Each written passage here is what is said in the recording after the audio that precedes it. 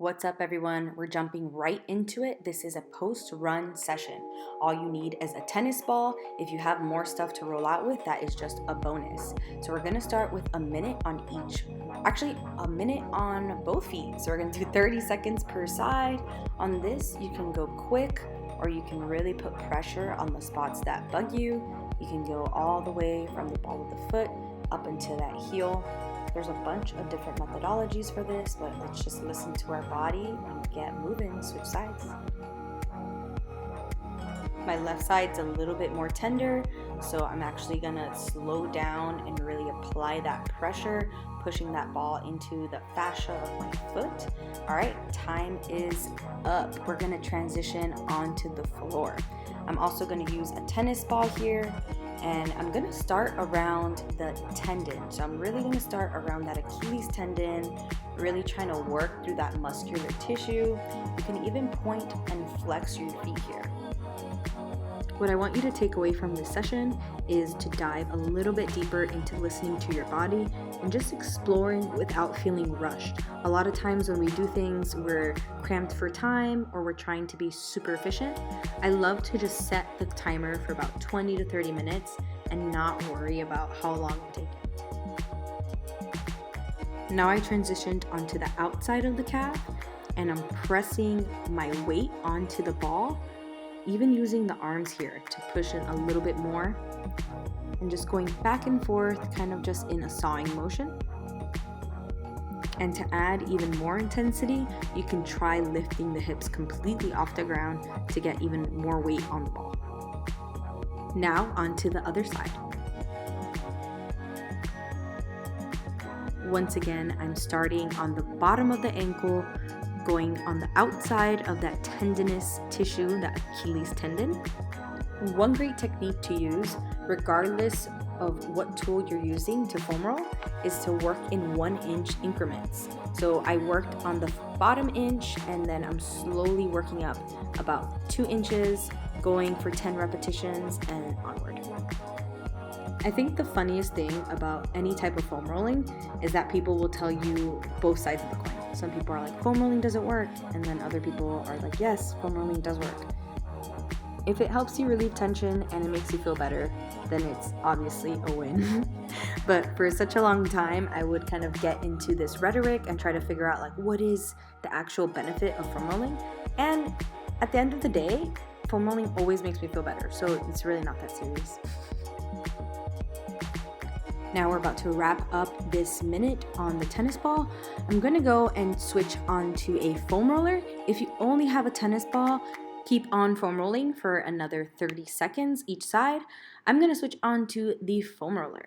And only difference that I'm gonna do here is that I'm gonna get a little bit more lateral on that calf. So I'm gonna do more of the inside and the outside of the calf instead of just doing the back of it.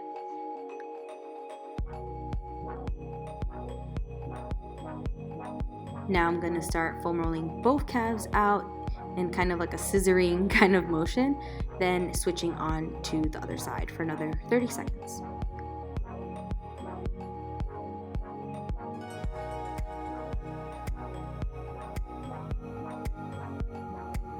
And remember, you don't have to follow me completely. As long as you're doing the same exercise, feel free to stay on one side. I'm kind of just switching freely and listening to my body and where I'm holding tension, but this is your session, so feel free to hang out as much as you want.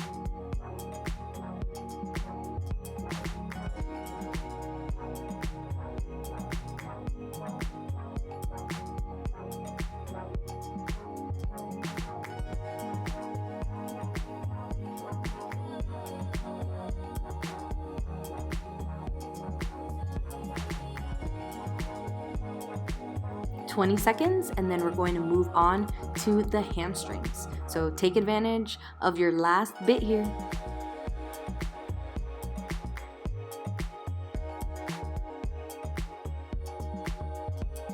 Now we're transitioning onto the hamstrings. So I'm going to start by just doing a global foam roll, going all the way from the knee joint to the hip, just swaying back and forth. After a few repetitions of this, I'm gonna set my timer and we are going to start foam rolling one side. So I'm gonna do globally again, going back and forth. You could even rock onto the side of the hip, getting a little bit more lateral hamstring. But notice I'm not coming completely on the side. A lot of times we think we wanna roll out our IT band, but I promise you guys that's not a thing. I don't wanna get too into it, but you wanna roll out the tissue, not necessarily that tendon, all right? But again, I'm going now onto the left side, doing a quick little foam roll. I went on a little bit of a rant.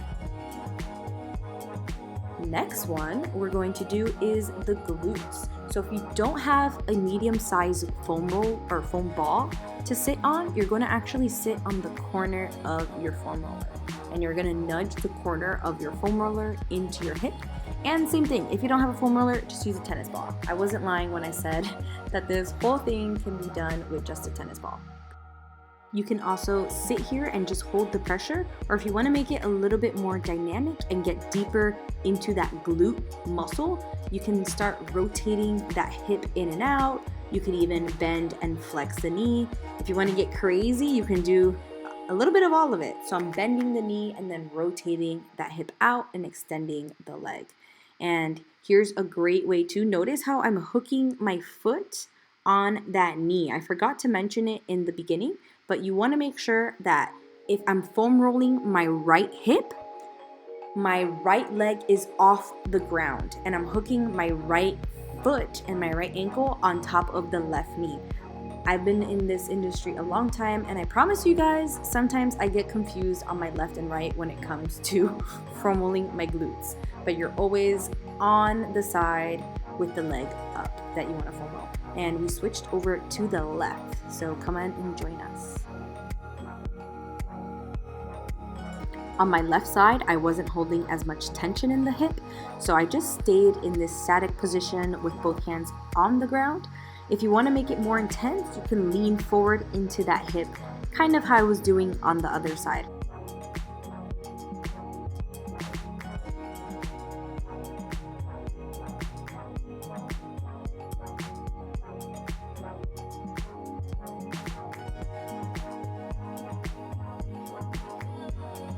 Next, we're going to come up to a standing position to do some foot mobility work. So I hope you have your claws ready. Be sure to take off your shoes and your socks for the next one. Coming into a standing position, I have my feet hip distance apart, and I'm starting by lifting up all of the toes and actively trying to spread them apart. The key word is try. If you've never done this before, it's going to be super tough, but here I'm just tapping down the big toe. We're about to do 8 to 10 repetitions of just a big toe tap down, let's call it that. But again, spreading the toes and then tapping. Now I'm going to do the opposite. I'm going to keep the big toe up and tap down these small toes. This takes a bunch of mental power. I'm like zoning off into space, really trying to connect to my toes. It's hard at first, but remember, anything gets easier with repetition and practice. Now we're alternating tap downs. I'm alternating big toe tap down and then alternating the second one, little toes tap down. So it's the first exercise and the second exercise married together.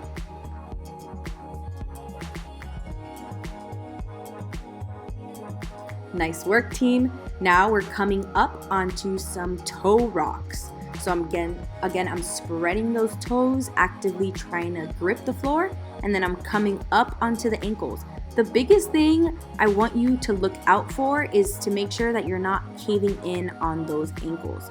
But again, I'm setting that grip of the foot, taking my time, don't rush it, and then really paying attention. Are my ankles caving in? Are my ankles rolling out? The most common one is that the ankles will roll out and you have a lot of the weight on the pinky toes. I'm trying to put a lot of weight on the big toe, but still not neglecting the baby toes, all right?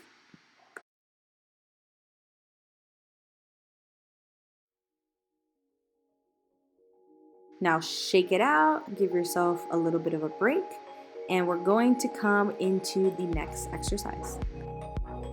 On the last variation, we tap the toes down.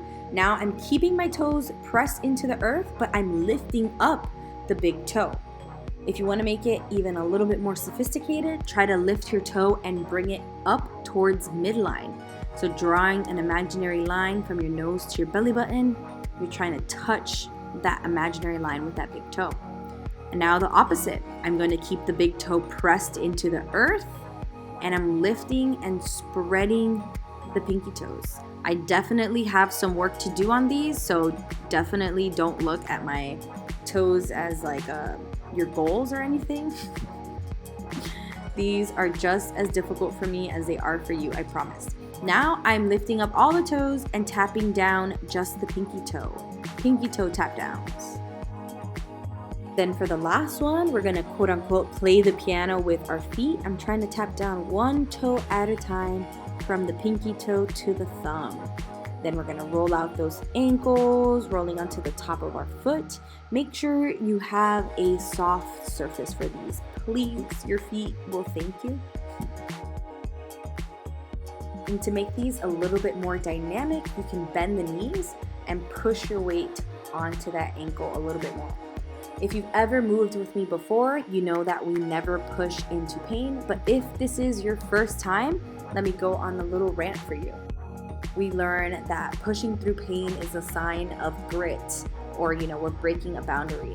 We don't want to break our back, all right? We don't want to break an ankle. And now we're gonna meet in a kind of child's pose position, and I'll keep on going on my rant. Here, I'm not even trying to round my spine. I'm trying to keep a rigid midsection. I'm even thinking plank through my core, and I'm trying to get really long through my tailbone. With the toes tucked under, I shift my weight forward and back, focusing on not rounding through the spine. That is the key here. And back to my rant. We're never pushing in through pain. Sometimes we'll push into discomfort or push into ranges, that we're not familiar with. But if you feel pain with any of these movements or the foam rolling, just try to lower the intensity or work within a range of motion that allows your body to move without pain.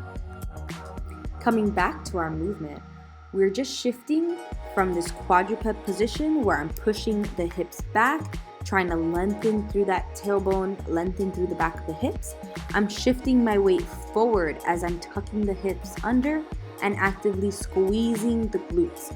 Another note is that I'm pushing the floor away from me as I lengthen through my spine in the first position.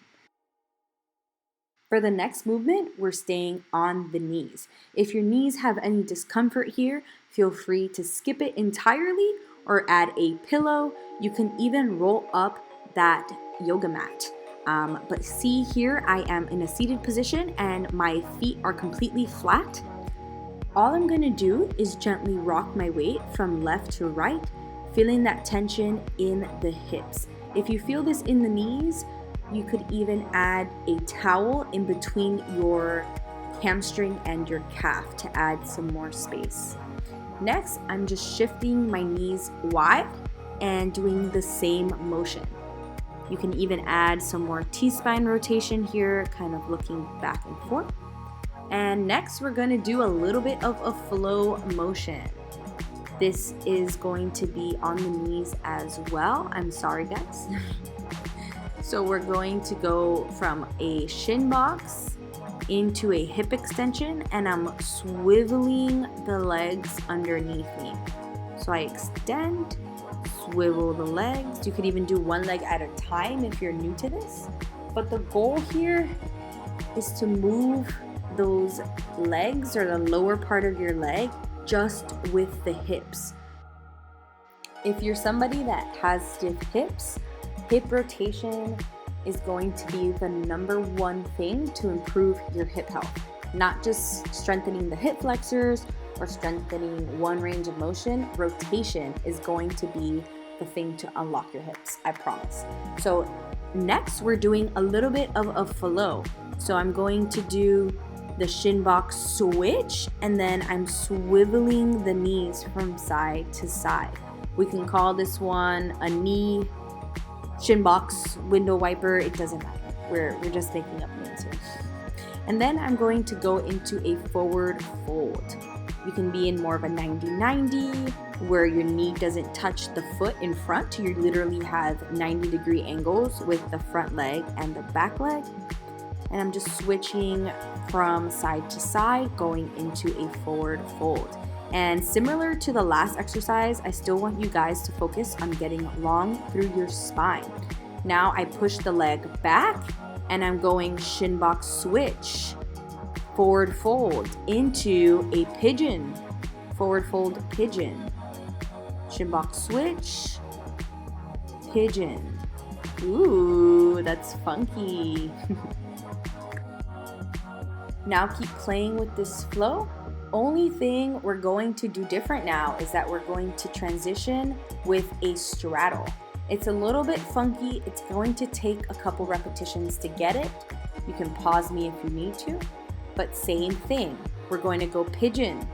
I'm going to meet in the middle by kicking out the front leg into a straddle. This is also great for strengthening your hips in different ranges of motion. And on this one, instead of going into a forward fold, I'm posturing up and I'm bending that back leg to get a quad stretch. These are super nasty. They feel great. And just be gentle on that leg. If you feel it in your knee, you're pulling too hard. Just be gentle here. Listen to your body as always. And switch sides.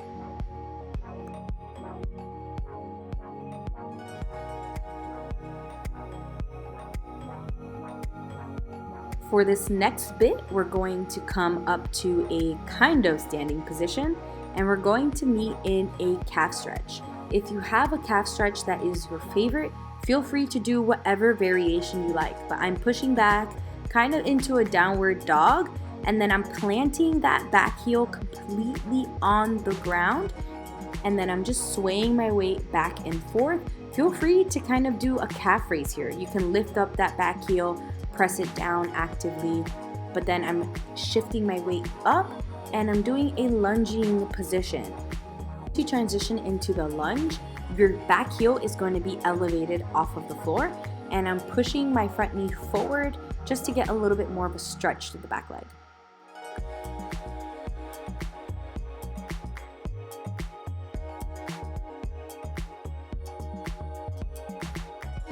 Keep on holding this stretch. We're going to stay here for a few more minutes and I'm actively trying to push that heel a little bit closer to the ground.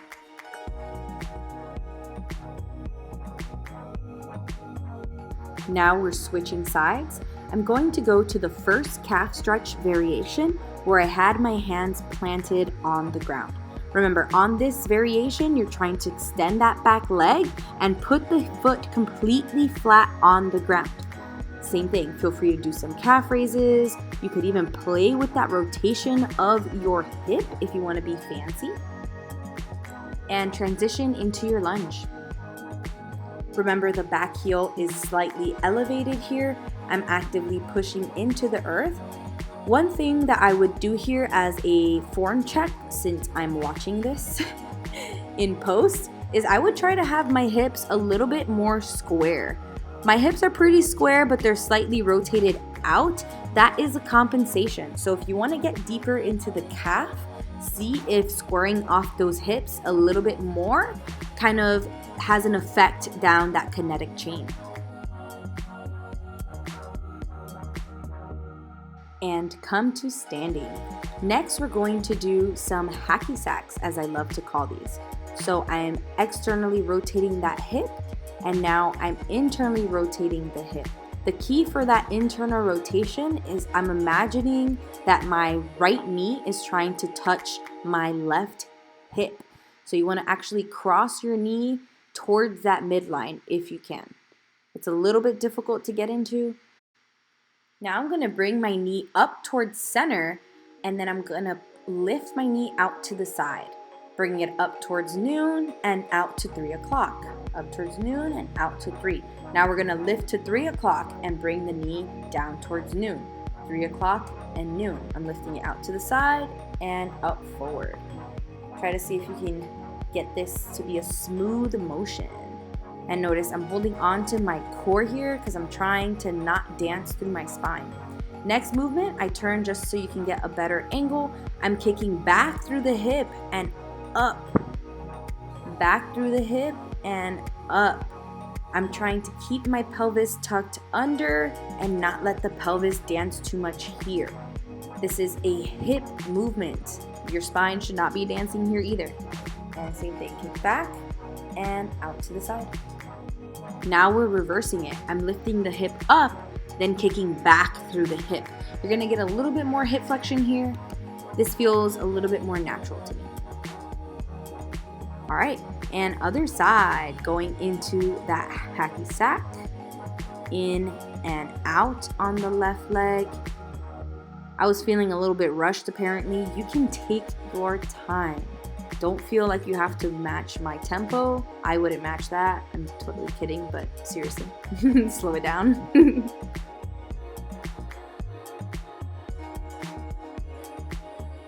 Now lifting the knee up towards center and out to the side. Up and out. Noon to 3 o'clock or 9 o'clock since it's the other side. But you guys get what I mean. Up and to the side. Try to control that motion. And we're gonna reverse it in a second.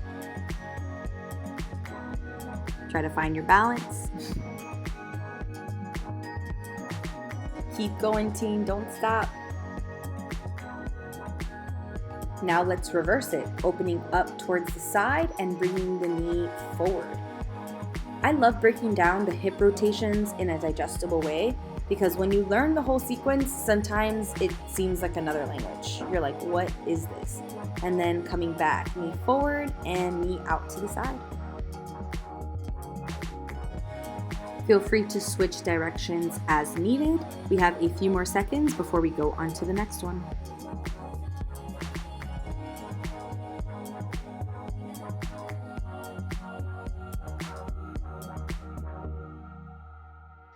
What was that?